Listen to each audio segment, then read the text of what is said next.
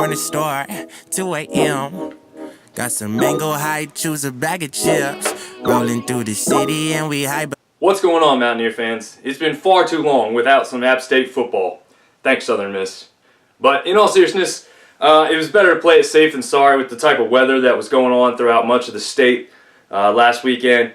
I just think that the fans, the team, certainly the coaching staff really wanted to avenge that loss to them back in 2014. The kicking game got us right there at the end, and we ended up losing that one 21-20. Check out what Coach Scott said about the extra time off and how the team dealt with it.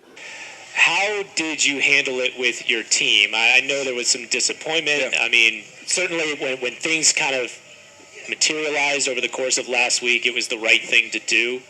But how did your team handle it, and how did you address it with them to try to get over maybe some of the disappointment of not being able to play? We always talk about control what you can control, and if we can't control it, then we can't worry about it. So, we were in game prep all starting Sunday all the way through till Wednesday, and, we got the word that we were not going to be able to play.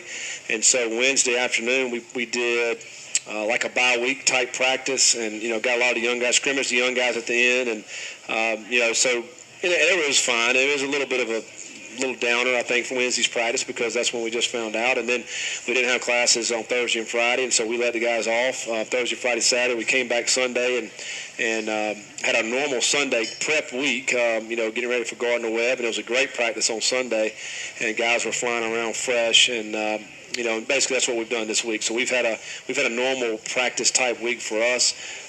Even though the classes were not in session Monday and Tuesday, but for our guys, you treat it kind of like a fall break scenario when we don't have classes. So the guys can utilize some extra time to come over, watch some film, to get some extra time in the weight room, stretching, extra treatment, whatever it may be. So you just take this time to really try to get your bodies back. We played 2 games, and we treat it like a bye week. Yep. So this week we get back to football and back to business against the Bulldogs of Gardner Webb. The Bulldogs are an FCS team out of the Big South Conference, in which they last season finished 0-5 in conference play and 1-10 overall. So not the greatest team coming out of the Big South. They also ended that season with 6 straight losses. But so far this season they are off to a 1-2 start. The lone win did come against Division II opponent Limestone College out of South Carolina.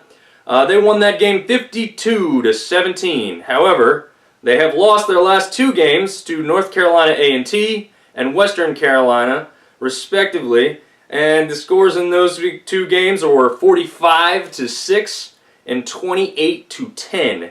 So bottom line is that this team struggles to score points. And these aren't the best teams out there. North Carolina A&T has been having a heck of a season so far, but still at the FCS level. So, they're just struggling to put points on the board. And that should certainly remain the same this weekend. I think if we can end up holding Charlotte to 3 field goals, I think we should have no problem taking care of business this weekend with Gardner Webb, and maybe even keep them even further off the scoreboard.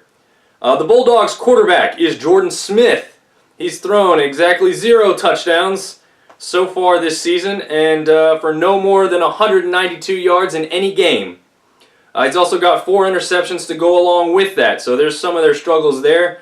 I'd expect him to start, but I think we'll see some of the redshirt freshman Keegan Smith as well.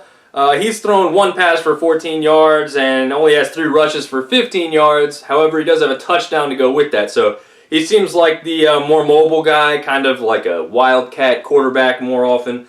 So we'll probably see a little bit of both guys this weekend. Their top wideout for Gardner Webb is Kyle Horton. He's brought down 11 receptions for 168 yards, but obviously as no quarterback has a touchdown pass this year, he has no touchdown receptions. So, he's not too bad overall, but he doesn't seem to have that breakaway speed to break off the big one and get to the end zone. Jayen Cagle is the leading rusher. He's got 3 touchdowns and averages just over 75 yards a game. I think we'll see a little bit of him. I think our run defense is going to stop him up pretty well, and we're not going to see a ton of explosive runs from this guy. But they're certainly going to hand the ball off to him and see if they can use that run to open up that pass game. 2 guys help lead the team defense in tackles: sophomore linebacker Tristan Dozier and senior linebacker Corey Horn. Dozier is their top corner with 1 interception and 5 breakups this season. Their kicker, Trey Jackson, is from nearby Avery County High School.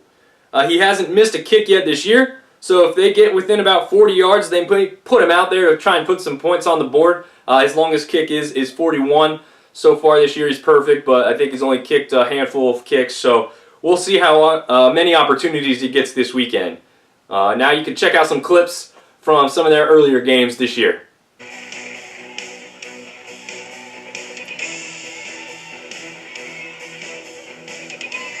Quarterback tends to throw a pretty high ball, and when he does throw those, they tend to be a little wobbly. I think our cornerbacks will have a lot of chances this weekend at some INTs and get their stat lines up a little bit.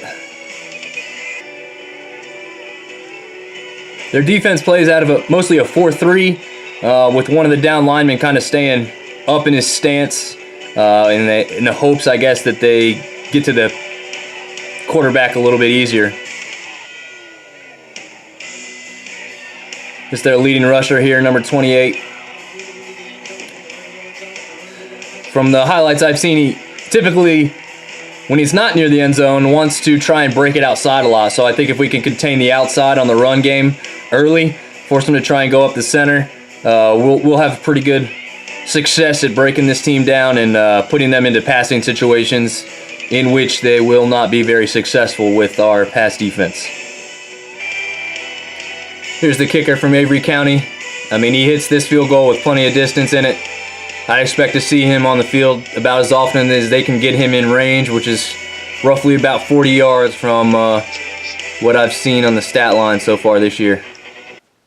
Now to us on the App State side, I'd expect us to treat this a lot like a third week of the NFL preseason. I think we'll see starters deep into the third quarter before Scott really starts switching guys out for the younger guys. This will help do 2 things. First, it'll help put the lead in the game where they want it before they start putting any younger players in. Secondly, this will help get that first team offense the reps they really need before we get into conference play starting next week. So I think we fully expect to see big stat lines out of Zach Thomas, Jalen Moore, Corey Sutton. I think they'll all play, and they'll all play quite a bit. They want to get, if there is that rust period, you don't want to get all that out before conference play starts. So I think we'll see plenty of these guys this weekend. And the defense, oh man, the defense is going to have a field day with this team. Davis Gaither, Cook, Exford, Flory, Hayes, Duck, and everybody else are going to go after it as hard as they can. They can really pad their stats in this game, and I think they will. On special teams, I'd love to see us continue the trend of a kick return or a punt return for a touchdown. Obviously, we've got Hennigan that got the one punt return against Charlotte the other week, and Evans had the huge kickoff return to start the year off at Penn State. So if we can keep that going, that would be awesome. Just a note here, Satterfield-led App State teams do well coming off bye or rest weeks. Since the 2015 season, they are 7-0, including bowl games. So that's pretty impressive. That trend continues, I think, and expect us to win even more impressively than we did at Charlotte 2 weeks ago. I just don't think Gardner Webb is not only an FCS team, but they're not even a very good FCS team. So with where we are at currently, even with some young guys, even with some inexperience still at this point, I expect this to be an easy win this weekend. For those going to the game, enjoy. For those watching on ESPN Plus, it'll be our first chance to see a home broadcast, so that'll be interesting to see how we show up on the program. And for those of you doing neither of those, what the hell is wrong with you? I'm just kidding. But have fun, enjoy the beatdown, and of course, go App.